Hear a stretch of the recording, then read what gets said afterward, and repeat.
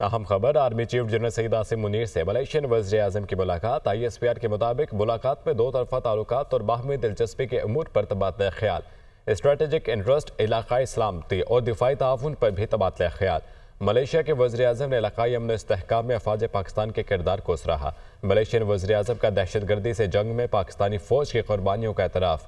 Pakistan Malaysia दो तरफा ताल्लुकात बिलखसूस फ़ौजी ताल्लुकात बढ़ाने की ज़रूरत पर जोर दिया गया। मलेशियन वज़ीर आज़म अनवर इब्राहिम ने आर्मी चीफ को मलेशिया के दौरे की दावत दी।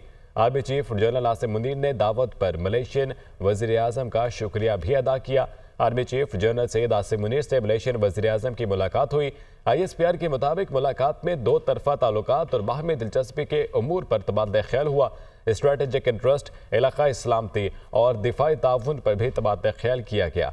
मलेशिया के वज़ीर आज़म ने इलाकाई अमन इस्तेहकाम में अफवाज पाकिस्तान के किरदार को सराहा। मलेशियन वज़ीर आज़म का दहशतगर्दी से जंग में पाकिस्तानी फ़ौज की कुर्बानियों का भी एतराफ़। पाकिस्तान मलेशिया दो तरफा ताल्लुकात बिलखसूस फ़ौजी ताल्लुकात बढ़ाने की ज़रूरत पर जोर दिया गया।